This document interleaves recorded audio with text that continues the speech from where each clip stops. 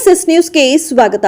ಕೋಲಾರ ಜಿಲ್ಲೆಯ ಶ್ರೀನಿವಾಸಪುರ ತಾಲೂಕಿನ ಲಕ್ಷ್ಮೀಪುರ ಕ್ರಾಸ್ನಲ್ಲಿರುವ ಮಿನರ್ವಾ ಶಾಲೆಯ ಆವರಣದಲ್ಲಿ ಕೇಂದ್ರ ಹಾಗೂ ಮಂಡ್ಯಲ ಗ್ರಾಮದಲ್ಲಿ ರಾಜ್ಯ ಸರ್ಕಾರದ ಮಹತ್ವಾಕಾಂಕ್ಷಿ ಯೋಜನೆ ಜಲಾನಯನ ಯಾತ್ರೆ ಕಾರ್ಯಕ್ರಮ ಗುರುವಾರದಂದು ಹಮ್ಮಿಕೊಳ್ಳಲಾಗಿದ್ದು, ಕಾರ್ಯಕ್ರಮವನ್ನು ಸಹಾಯ ಕೃಷಿ ನಿರ್ದೇಶಕರು ಮಂಜುನಾಥ್ ನಲವಂಕಿ, ಗ್ರಾಮ ಪಂಚಾಯಿತಿ ಅಧ್ಯಕ್ಷರಾದ ರಾಧಮ್ಮ ರಘುನಾಥ ರೆಡ್ಡಿ ಕಾರ್ಯಕ್ರಮವನ್ನು ಉದ್ಘಾಟಿಸಿದರು.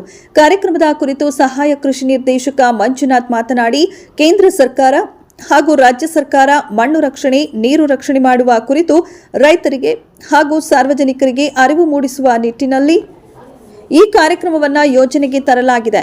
ಇತ್ತೀಚಿನ ದಿನಗಳಲ್ಲಿ 1300 ರಿಂದ 1400 ಅಡಿ ಕೊಳವೆ ಬಾವಿ ಕೊರೆದರೂ ನೀರು ಸಿಗುತ್ತಿಲ್ಲ. ಕೃಷಿ ಇಲಾಖೆಯಿಂದ ಹಲವು ಯೋಜನೆಗಳನ್ನು ರೈತರಿಗೆ ನೀಡಲಾಗುತ್ತಿದೆ.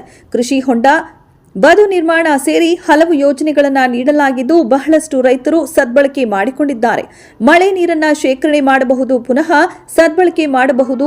ಅದೇ ರೀತಿ ರೈತರು ಬೆಳೆಯುವ ಬೆಳೆಗಳಿಗೆ ರಾಸಾಯನಿಕ ಗೊಬ್ಬರ ಹಾಗೂ ರಾಸಾಯನಿಕಗಳನ್ನು ಬಳಕೆಯಿಂದ ಭೂಮಿ ಸಂಪೂರ್ಣವಾಗಿ ಹದಗೆಡುತ್ತಿದೆ.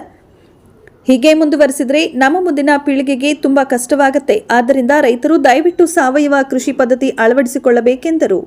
ವರದಿ Arun Kumar, HM, ASS news. ಒಳ್ಳೆ ನೀರಿದೆ, ಅದರಲ್ಲೂ ಕೆಲವು ಏನು ಹಿಮಪಾತಗಳು ಇರ್ಬೋದು, ಹಿಮಗಡ್ಡೆಗಳಾಗಿರಿ ನೀರು ಇದೆ. ನಮ್ಮಲ್ಲಿ ಕೇವಲ ಒಂದು 0.8 ಇಂದ 1% ಮಾತ್ರ ನಮಗೆ ಒಳ್ಳೆ ನೀರು ವ್ಯವಸಾಯಕ್ಕಾಗ್ಬೋದು, ನಮ್ಮ ಮನುಷ್ಯನಿಗೆ ಉಪಯೋಗಿಸ್ಕೊಂತ ಒಂದು ಇದಕ್ಕೆ ಅಂಶಕ್ಕೆ ಮಾತ್ರ ನೀರು ದೊರೆಯುತ್ತೆ. ಈ ಒಂದು 0.8% ಅಥವಾ 1% ಇರುವಂತ ನೀರನ್ನ ನಾವು ಸಂರಕ್ಷಣೆ ಮಾಡ್ಕೋಬೇಕು ಅನ್ನೋದೇ ಈ ಒಂದು ಕಾರ್ಯಕ್ರಮ ಮತ್ತು ಈ ಒಂದು ಯೋಜನೆಯ ಮುಖ್ಯ ಉದ್ದೇಶವಾಗಿದೆ. ಈಗ ಈ ಒಂದು ಏನು ಅಂದ್ರೆ, ರೈತರು ವ್ಯವಸಾಯ ಮಾಡ್ತಾರೆ, ಇರುವಂತ ಜಮೀನಲ್ಲಿ ಇರುವಂತ ನೀರನ್ನು ಉಪಯೋಗಿಸ್ಕೊಂಡು ನಾವು ರೈತರೆಲ್ಲ ಸೇರಿ ವ್ಯವಸಾಯ ಮಾಡ್ತೀವಿ. ಆ ವ್ಯವಸಾಯಕ್ಕೆ ಸರ್ಕಾರದಿಂದ ಸಿಗುವಂತಹ ಸೌಲಭ್ಯಗಳು ನಮಗೆ ಇಲಾಖೆ ವತಿಯಿಂದ ಸಿಗತ್ತೆ. ಅದೇ ರೀತಿ ನಾವು ಈ ಕಾರ್ಯಕ್ರಮದಿಂದ ತಿಳ್ಕೊಬೇಕಾಗಿರೋದು ಏನಂದ್ರೆ, ನೀರನ್ನು ಹೆಂಗ್ ಉಳಿಸ್ಕೋಬೇಕು, ಮಣ್ಣನ್ನು ಯಾವ ರೀತಿ ಕಾಪಾಡ್ಕೋಬೇಕು, ಇದೇ ಈ ಕಾರ್ಯಕ್ರಮ. ಇದು ಕೇಂದ್ರ ಸರ್ಕಾರದ ಕಾರ್ಯಕ್ರಮ. ಕೇಂದ್ರ ಸರ್ಕಾರದಿಂದ ಪ್ರಧಾನಮಂತ್ರಿ ಕೃಷಿ ಸಿಂಚಾಯಿ ಯೋಜನೆ ಅಂತ ಹೇಳ್ಬಿಟ್ಟು ಒಂದು ಯೋಜನೆಯನ್ನು ಇಲಾಖೆಗೆ ಕೊಟ್ಟಿದೆ ನಮ್ಮ ಕೇಂದ್ರ ಸರ್ಕಾರ. ಆ ಕೇಂದ್ರ ಸರ್ಕಾರದ ಈ ಜವಾಬ್ದಾರಿಯಾದಂತಹ ಯೋಜನೆಯನ್ನು ರಾಜ್ಯ ಸರ್ಕಾರದಿಂದ ನಮ್ಮ ಜಿಲ್ಲಾ ಮಟ್ಟದಿಂದ, ನಮ್ಮ ತಾಲೂಕು ಮಟ್ಟದಿಂದ, ಹೋಬಳಿ ಮಟ್ಟದವರೆಗೂ ತಲುಪಿಸುವಂತಹ ಜವಾಬ್ದಾರಿ ನಮ್ಮ ಇಲಾಖಾ ಅಧಿಕಾರಿಗಳದ್ದು. ಈ ಇಲಾಖಾ ಅಧಿಕಾರಿಗಳು ಒಳ್ಳೆಯ ಗುಣಮಟ್ಟ, ಅವರು ಚೆನ್ನಾಗಿ ರೈತರನ್ನೆಲ್ಲ ಸೇರಿಸ್ಕೊಂಡು ಈ ಥರ ಅವರಿಗೆ ಅರಿವನ್ನು ನೀಡುತ್ತಾ ಎಲ್ಲ ಸರ್ಕಾರದಿಂದ ಬರುವಂತಹ ಸೌಲಭ್ಯಗಳನ್ನು ರೈತರವರೆಗೂ ತಲುಪಿಸುವಂತಹ ಕೆಲಸ ಕಾರ್ಯಕ್ರಮಗಳ ಮುಖಾಂತರ ಮಾಡ್ತಾ ಇರೋದು ನಮಗೆಲ್ರಿಗೂ ಹರ್ಷದಾಯಕ ಹಾಗೂ ತುಂಬ ಸಂತೋಷಕರವಾದಂತಹ ವಿಚಾರ. ಈ ಕಾರ್ಯಕ್ರಮದ ಉದ್ದೇಶ ಎಲ್ರಿಗೂ ತಿಳಿದಿರುವಂತಹದ್ದೇ. ಈ ಉದ್ದೇಶವನ್ನು ಈಡೇರಿಸಲು ಅನೇಕ ರೀತಿಯ ಕೆಲಸ ಕಾರ್ಯಗಳನ್ನು ಎಲ್ಲ ಆನ್ಲೈನ್, ಇವಾಗ ಆನ್ಲೈನ್ ಅಪ್ಲಿಕೇಶನ್, ಯಾರು ಜಮೀನು ಇರುತ್ತೋ ಅವ್ರು ಆನ್ಲೈನಲ್ಲಿ ಅಪ್ಲಿಕೇಶನ್ ಹಾಕ್ಕೊಂತಾರೆ. ಅವ್ರಿಗೆ ಸರ್ಕಾರದ ಮಟ್ಟದಿಂದ ಎಲ್ಲ ರೀತಿಯ ಸೌಕರ್ಯಗಳು ಸಿಗತ್ತೆ. ಏನೇನು ಸೌಕರ್ಯಗಳು ಸಿಗುತ್ತೆ? ಕೃಷಿ ಹೊಂಡ ಸಿಗತ್ತೆ, ನಾಲಾ ಬದು ಸಿಗತ್ತೆ, ತಡೆ ಅಣೆ, ಜಿನುಗು ಕೆರೆ ಇತ್ಯಾದಿ ಅನೇಕ ರೀತಿಯ ಸೌಲಭ್ಯಗಳು ಯಾರು ಜಮೀನು ಇರುತ್ತೋ, ಯಾರು ಬೇಕಾಗಿರುತ್ತೋ ಅದ್ರ ಬಗ್ಗೆ ಎಲ್ಲ ಯಾರು ಅಪ್ಲಿಕೇಶನ್ ಹಾಕ್ಕೊಂಡಿರ್ತಾರೋ ಅಂಥವ್ರಿಗೆ ಸರ್ಕಾರದ ಮಟ್ಟದಲ್ಲಿ ಸೌಕರ್ಯಗಳು ಸಿಗತ್ತೆ. ಅದೇ ರೀತಿ ನಾವು ಮಣ್ಣನ್ನು, ನೀರನ್ನು ಕಾಪಾಡಿಕೊಳ್ಳೋದು, ಇದುವರೆಗೂ ನಮ್ಮ ಇಲ್ಲಿ ಸೈಂಟಿಸ್ಟ್ ಸಾಹೇಬ್ರೊಬ್ರು ಹೇಳಿದ್ರು, ನಮಗೆ ಎಲ್ರಿಗೂ ಅರ್ಥ ಆಯ್ತೋ ಇಲ್ವೋ ಗೊತ್ತಿಲ್ಲ, ಬಟ್ ಮಣ್ಣನ್ನು ಕಾಪಾಡ್ಕೊಳ್ಳೋದು ಹೇಗೆ ಅಂತ ಅವರೊಂದು ಮಾತು ಹೇಳಿದ್ರು. ಹೇಗೆ ಅಂದರೆ, ಸಾವಯವ ಕೃಷಿ ಉಪಯೋಗಿಸ್ಬೇಕು. ನಾವು ಬೆಳೆದಂತಹ ಯಾವುದೇ ಬೆಳೆಗೆ ನಮ್ಮ ಊರಲ್ಲೇ ಸಿಗುವಂಥ, ನಾವು ಹಸುಗಳು ಮೇಯಿಸ್ತೀವಿ, ನಮ್ಮ ಸಾವಯವ ಗೊಬ್ಬರಗಳು ಏನಿರುತ್ತೆ ಇದನ್ನು ಉಪಯೋಗಿಸ್ಕೊಂಡ್ರೆ ಮಣ್ಣು ಫಲವತ್ತಾಗೇ ಇರುತ್ತೆ, ಮಣ್ಣೇನು ಕೆಟ್ಟೋಗೋದಿಲ್ಲ.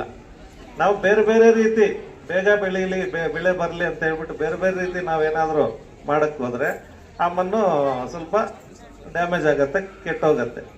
ಅದನ್ನು ಸರಿ ಮಾಡೋದು ಮತ್ತೆ ನಾವು ಇಲಾಖೆ ಮಟ್ಟದಲ್ಲೇ ಹೋಗಬೇಕು ಈ ರೀತಿ. ಮತ್ತೆ ನೀರು ನಾವು ಬೋರ್ವೆಲ್ ಆನ್ ಮಾಡಿದ್ರೆ ಇವಾಗ ಕೆರೆಗಳಿಲ್ಲ, ಕುಂಟೆಗಳು ಎಲ್ಲ ಬತ್ತವಾಗಿ ಬೋರ್ವೆಲ್ 1,000 ಅಡಿ ಈ ನಡುವೆ ಏನೋ ಸ್ವಲ್ಪ ಮೇಲೆ ಬಂದಿದೆ ನೀರು. ಆ ಬೋರ್ವೆಲ್ ನಾವು ಆನ್ ಮಾಡಿದ್ರೆ ಕಾಲುವೆಗಳಲ್ಲಿ ಬಿಟ್ಟರೆ ಎಲ್ಲ ಪೋಲಾಗತ್ತೆ. ಅದನ್ನು ಹೆಂಗೆ ಉಳಿಸ್ಬೇಕು ಅಂತ ಡ್ರಿಪ್ ಇರಿಗೇಷನ್ನು, ಸ್ಪ್ರಿಂಕ್ಲರು, ಈ ಥರ ನಾನಾ ರೀತಿಯಲ್ಲಿ ಆ ನೀರನ್ನು ಉಪಯೋಗಿಸ್ಕೊಳ್ಳೋದು ಹೇಗೆ ಕೂಡ ಇಂಥ ಇಲಾಖಾ ಕಾರ್ಯಕ್ರಮಗಳಲ್ಲಿ ಹೇಳಿ, ಅದೇ ರೀತಿ ಇವಾಗ ಸೈನ್ಸ್ ಎಲ್ಲ ತುಂಬ ಮುಂದುವರೆದಿದೆ. ಅದನ್ನೆಲ್ಲ ನಾವು ರೈತರು ಉಪಯೋಗಿಸ್ಕೊಂಡು ನೀರನ್ನು ಮತ್ತು ಭೂಮಿಯನ್ನು ಕಾಪಾಡಿಕೊಂಡು ನಮ್ಮ ಮುಂದಿನ ಪೀಳಿಗೆಗೆ ನಾವು ಉಡುಗೊರೆಯಾಗಿ ಕೊಡಬೇಕು ಅಂತ ಹೇಳಿ ಈ ಕಾರ್ಯಕ್ರಮದ ಮುಖಾಂತರ ನಾನು ಎಲ್ರಿಗೂ ಹೇಳ್ತಾ ಈ ಕಾರ್ಯಕ್ರಮದಲ್ಲಿ ನನ್ನನ್ನು 2 ಮಾತು ಮಾತಾಡೋಕ್ಕೆ ಮುಂದಿನ ಒಂದು ಪೀಳಿಗೆಗೆ ನಾವು ಒಂದು ದೊಡ್ಡ ಬಳವಳಿಯನ್ನು ಕೊಡ್ಬೋದಾಗುತ್ತೆ. ಇಲ್ಲ ಅಂತಂದ್ರೆ ಬಹುಶಃ ನಮ್ಮ ತಂದೆ ತಾಯಿ ಅಥವಾ ನಮ್ಮ ತಾತ ಮುದ್ದಪ್ಪ ಅಂತಂದ್ರೆ ಮೊದಲೆಲ್ಲ ಮಳೆ ಬರ್ತಾ ಇತ್ತು, ಜೂನ್ ಜುಲೈ ಆಗಸ್ಟ್ ಮಳೆ ಆಗ್ತಾ ಇತ್ತು, ಹೌದಲ್ವಾ ಈ ಭಾಗದಲ್ಲಿ. ಈಗ ಮಳೆ ನೋಡಿದ್ರೆ ಆಗಸ್ಟ್ ಸೆಪ್ಟೆಂಬರ್ ಅಕ್ಟೋಬರ್ ಅಲ್ಲಿ ನಮ್ಮಲ್ಲಿ ಕೋಲಾರ ಜಿಲ್ಲೆ 680 700 ಮಳೆಯಲ್ಲೇ ಸೆಪ್ಟೆಂಬರ್ ಅಕ್ಟೋಬರ್ ಅಲ್ಲಿ ಮಳೆ ಜಾಸ್ತಿ ಆಗ್ತಾ ಇದೆ, ಜೂನ್ ಜುಲೈ ಇಂದ ಶಿಫ್ಟ್ ಆಗ್ತಾ ಇದೆ ಅಂತ. ಆಮೇಲೆ ನೋಡ್ತಾ ಇದೀವಿ ಸಾಮಾನ್ಯವಾಗಿ ಮಳೆ ಬರ್ತಕ್ಕಂಥ ಸೆಪ್ಟೆಂಬರ್ ಅಕ್ಟೋಬರ್ ಕಡಿಮೆ ಆಗುತ್ತೆ. ಈಗ ನವೆಂಬರ್ ಡಿಸೆಂಬರ್ ಅಲ್ಲಿ 2 ದಿವಸ 3 ದಿವಸ ನಿಮಗೆ ಸಾಕಷ್ಟು ಸಾರಿ ವಾತಾವರಣದಲ್ಲಿ ಉಪರವಿಳಿತಗಳಾಗಿ ನಮಗೆ ಕಾರಣ ಆಗಿದೆ ಅಂತಂದ್ರೆ ಏನಪ್ಪಾ ಪ್ರಕೃತಿ ಮೇಲೆ ಮಾಡ್ತಾ ಇರ್ತಕ್ಕಂಥ ದಾಳಿ ಅಂತಂದ್ರೆ, ನಾವು ಪ್ರಕೃತಿ ಜೊತೆ ಬದುಕಿದ್ರೆ ಮಾತ್ರ ಪ್ರಕೃತಿ ನಮ್ಮನ್ನು ರಕ್ಷಿಸ್ತದೆ. ನಾವು ಪ್ರಕೃತಿ ವಿರುದ್ಧವಾಗಿ ಹೋದ್ರೆ, ನಾವೆಷ್ಟು ಪ್ರಕೃತಿ ವಿರುದ್ಧವಾಗಿ ಹೋಗ್ತೀವೋ ಪ್ರಕೃತಿ ಅಷ್ಟೇ ಬಲವಾಗಿ ನಮಗೆ ವಾಪಸ್ ಕೊಡುತ್ತೆ ಅಂತಂದು. ಈಗಾಗಲೇ ನೋಡ್ರಿ ಬಂದಿವಿ, ಕೇರಳದಲ್ಲಿ ಒಂದು ಅತಿ ಹೆಚ್ಚು ಮಳೆ, ಕ್ಲೌಡ್ ಬರ್ಸ್ಟಿಂಗ್ ಅಂತ ಹೇಳಿ ಒಂದು ಸ್ಲೋಗನ್ ಕೇಳಿದ್ದೀವಿ, ಹೌದಲ್ವಾ? ಕಾಡಿದ್ರೆ ನಾಡು ಅಂತಂದು. ಇವತ್ತು ನಾವು ರಾತ್ರೋರಾತ್ರಿ ಕಾಡನ್ನು ಮಾಯ ಮಾಡಿ ನಾವು ಬೇಸಾಯ ಮಾಡ್ಬೇಕು ಇನ್ನೊಂದು ಹೆಸರಲ್ಲಿ ಕಾಡನ್ನೆಲ್ಲ ನಾಶ ಮಾಡ್ತಾ ಇದೀವಿ. ಕಾಡನ್ನೆಲ್ಲ ನಾಶ ಮಾಡಿ ಏನಾಗುತ್ತೆ? ಕಾಡನ್ನೆಲ್ಲ ನಾಶ ಮಾಡಿದ್ರೆ ಮುಖ್ಯವಾಗಿ ನಮ್ಗೆ ಆಮ್ಲಜನಕದ ಕೊರತೆ ಕಡಿಮೆ ಆಗತ್ತೆ ಅಂತಂದು. ನಾವೇನ್ ಬಿಡಿ ಸರ್ ನಾವೆಲ್ಲ ಇಲ್ಲಿದ್ದೀವಿ, ಬೆಂಗಳೂರಲ್ಲಿ ಮಾತ್ರ ಹೊಗೆ ಕಟ್ಟೋದು ಇಲ್ಲೆಲ್ಲ ಏನಿಲ್ಲ ಅಂತ ಅಲ್ಲ. ಸೊ ನೀವು ಕಾಡನ್ನ ನಾಶ ಮಾಡಿದ್ರೆ ಕಾಡಲ್ಲಿರ್ತಕ್ಕಂಥ ಪ್ರಾಣಿಗಳೆಲ್ಲ ಹೋಗ್ತವೆ, ನಾಡಿಗೆ ಬರ್ತವೆ, ಜನರ ಕಣ್ಣಿಗೆ ಬೀಳ್ತವೆ. ಏನಾಗುತ್ತೆ? ಜನರು ಒನ್ ಆರ್ ದಿ ಅದರ್ ವೇನಲ್ಲಿ ಅದನ್ನ ಸಾಯಿಸ್ತಾರೆ, ಅದರ ಸಂತತಿ ಕಡಿಮೆ ಆಗತ್ತೆ ಅಂತಂದು. ಸೊ ಯಾವುದೇ ಒಂದು ಈ ಒಂದು ಜೀವ ವೈವಿಧ್ಯತೆ ಅಂತ ಏನ್ ಹೇಳ್ತೀವಿ, ಇದರಲ್ಲಿ ಯಾವುದೇ ಒಂದು ಪ್ರಾಣಿ, ಯಾವುದೇ ಒಂದು ಜೀವ ಸಂಕುಲನ ಅದರ ಒಂದು ಸಂತತಿ ಕಂಪ್ಲೀಟ್ ನಾಶ ಆಯ್ತು ಅಂತಂದ್ರೆ ವಾತಾವರಣದಲ್ಲಿ ವೈಪರೀತ್ಯ ಆಗುತ್ತೆ ಅಂತಂದು. ಅಂದ್ರೆ ಸೊ ಇಕಲಾಜಿಕಲ್ ಇಂಬ್ಯಾಲೆನ್ಸ್ ಆಗುತ್ತೆ ಅಂತ ನಾವು ಇಂಗ್ಲಿಷ್ ಅಲ್ಲಿ ಹೇಳ್ತೀವಿ. ಅಂದ್ರೆ ಈ ಒಂದು ಭೂಮಿ ಮೇಲೆ ಏನೆಲ್ಲ ಜೀವರಾಶಿಗಳಿದಾವೆ, ಪ್ರತಿಯೊಂದು ಜೀವರಾಶಿ ಬದುಕಲಿಕ್ಕೆ ಅವಕಾಶ ಇದೆ, ಅಧಿಕಾರನೇ ಇದೆ. ನೀವು ಯಾವುದೇ ಒಂದು ಜೀವರಾಶಿನ ಈ ಭೂಮಂಡಲದಿಂದ ಹೊಡೆದು ಓಡಿಸಿದ್ರೆ ಅದರದೇ ಆಗಿರ್ತಕ್ಕಂಥ ಪರಿಣಾಮ ನಾವೆಲ್ಲ ಎದುರಿಸಬೇಕಾಗುತ್ತೆ ಅಂತ. ಅದ್ರ ಜೊತೆಗೆ ಸಾಕಷ್ಟು ಕಾಡನ್ನ ನಾಶ ಅಂತ ಏನ್ ಹೇಳ್ತೀವಿ ನಾವು, ಫೋಟೋಸಿಂಥಸಿಸ್ ಅಂತ ದ್ಯುತಿ ಸಂಶ್ಲೇಷಣೆ ಕ್ರಿಯೆ ಅಂತ ಹೇಳ್ತೀವಿ, ಇದೆಲ್ಲ ಆಹಾರ ಉತ್ಪಾದನೆ ಅಲ್ಲ ಅಂತ ಹೇಳ್ತೀವಿ. ಅದ್ರ ಆದಷ್ಟು ವಿವಿಧ ಜಾತಿಯಾಗಿರ್ತಕ್ಕಂಥ ಒಂದು ಗಿಡ ಮರಗಳನ್ನ ನಾವು ನೆಡಬೇಕಾಗಿದೆ, ಅದನ್ನ ಪಾಲನೆ ಪೋಷಣೆ ಮಾಡಬೇಕಾಗಿದೆ.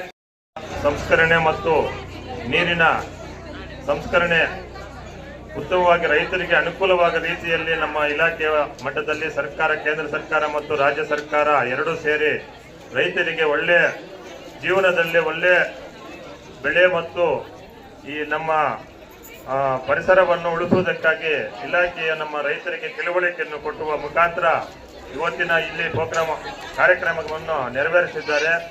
ನಮ್ಮ ಇಲಾಖೆಯ ಅಸಿಸ್ಟೆಂಟ್ ಡೈರೆಕ್ಟರ್ ಆದ ಮಂಜುನಾಥ್ ಸಾರು ಮತ್ತು ನಮ್ಮ ಈಶ್ವರ್ ಸಾರು, ನಮ್ಮ ವಕೀಲ್ ಸಾಬಾದ ಮುನ್ರಾಜಣ್ಣವರು ಮತ್ತು ನಮ್ಮ ಗ್ರಾಮ ಪಂಚಾಯತ್ ಅಧ್ಯಕ್ಷ ರಾಜಮ್ಮನವರು. ರೈತರು ಈಗ ನಮ್ಮ ಬೆಳೆ ಕಾಪಾಡೋದು, ಬೆಳೆ ಸಂರಕ್ಷಣೆ ಮಾಡೋದು ಹಲವಾರು ರೀತಿಗಳಲ್ಲಿ ನಾವೇ ಚೆನ್ನಾಗಿ ಬೆಳೆಸೋದು ಮತ್ತು ಕೆಡಿಸೋದು ನಮ್ಮ ಜವಾಬ್ದಾರಿ. ಅದನ್ನು ಸಂರಕ್ಷಣೆ ಹೆಂಗೆ ಮಾಡಬೇಕು, ನಮ್ಮ ತಿಳಿದೇ ಹಲವಾರು ಬೆಳೆಗಳನ್ನು ಕೆಡಿಸೋದು, ಹಲವಾರು ಭೂಮಿಯನ್ನು ನಾಶಪಡಿಸ್ತಾ ಇರೋದು ಮತ್ತು ಹಲವಾರು ಗಿಡಗಳನ್ನು ಕಡಿತಾ ಇರೋದು, ಇವೆಲ್ಲ ನಿಲ್ಲಿಸಿ ನಮ್ಮ ಇಲಾಖೆಯ ತಿಳುವಳಿಕೆಯನ್ನು ತಿಳಿದು ಮುಂದಿನ ದಿನಗಳಲ್ಲಿ ನಮ್ಮ ಪರಿಸರ ಸಂರಕ್ಷಣೆ ಮತ್ತು ಭೂಮಿ ಸಂರಕ್ಷಣೆ ಮತ್ತು ನೀರು ಸಂರಕ್ಷಣೆ ಮತ್ತು ಹಲವಾರು ರೀತಿಯ ರೈತರಿಗೆ ಸದುಪಯೋಗವಂತ ಕಾರ್ಯಕ್ರಮಗಳನ್ನು ನಮ್ಮ ಕೃಷಿ ಇಲಾಖೆಯವರು ನಮ್ಮ ಪಂಚಾಯತಿ ಮಟ್ಟದಲ್ಲಿ ಮತ್ತು ಹೋಬಳಿ ಮಟ್ಟದಲ್ಲಿ ಮತ್ತು ನಮ್ಮ ಗ್ರಾಮಗಳ ಮಟ್ಟದಲ್ಲಿ ತಿಳುವಳಿಕೆಯನ್ನು